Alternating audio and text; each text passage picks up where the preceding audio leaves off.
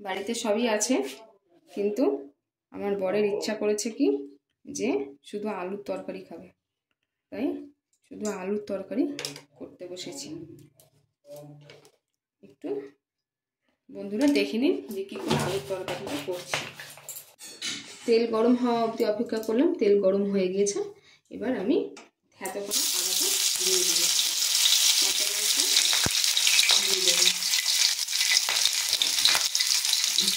একটা তেজপাতা দিয়ে দিলাম, দিয়ে এখানে ভেজে নিলাম। মুগ ডাল ধুয়ে রেখেছিলাম, সেটা একটু এর মধ্যে দিয়ে দিলাম।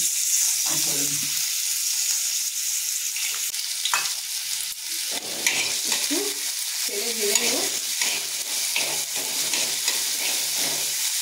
একটু ব্রাউন হয়ে গেলে কুচি করা টমেটো আছে, সেই টমেটোটা আমরা দিয়ে দেবো।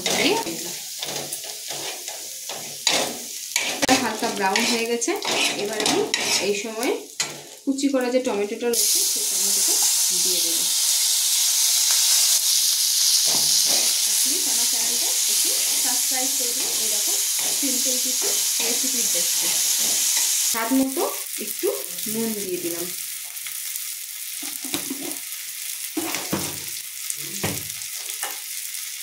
আর একটু হলুদ।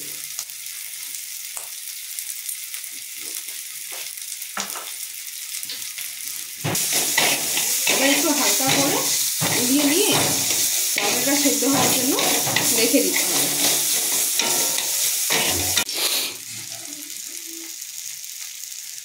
একবারে জলটা শুকিয়ে গেছে, তার জন্য একটুখানি জল ছিটে দিয়ে নেব। টমেটোটা গলে গেছে, বেরিয়েছিল যেটা আমি এর মধ্যে দিয়ে দেবো।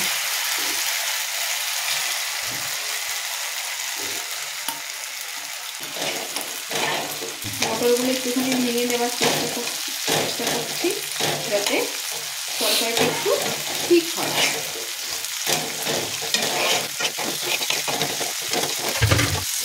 এই কিছুটা আমি আলু সেদ্ধ করে রেখেছিলাম তরকারি করবো বলে, সেই আলুটাই আমি দিয়ে দিলাম।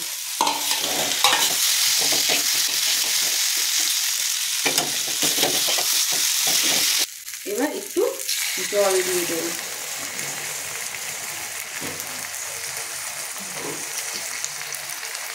দুই বাটি জল দিয়ে দেব।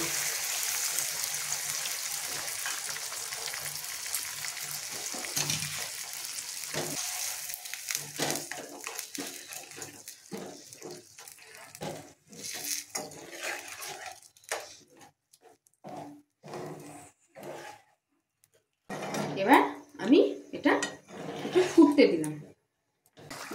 রান্নার শেষে সবশেষে একটু চিনি না দিতে দিলে কি আর হয়, সামান্য একটু চিনি ছিটে দিয়ে দিলে রান্নার টেস্ট আসে। খাওয়ার জন্য একদম সিম্পল একটা আলুর তরকারি। আমি এটাকে দিয়ে দিলাম, আপনারা চাইলে স্কিপ করতে পারেন, আমার বরের মশলা ছাড়া চলে না, তার জন্য।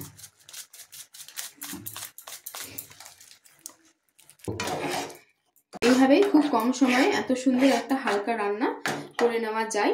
একটু আপনারাও রান্না করে টেস্ট করে বলবেন যে কীরকম হচ্ছে। এই রকম কিছু কিছু সহজ রেসিপি পাওয়ার জন্য আমার চ্যানেলটি সাবস্ক্রাইব করবেন এবং আমাকে ইন্টারেস্ট করে তুলবেন, যাতে আমি আরও ভালো কিছু রেসিপি আপনাদেরকে দিতে পারি।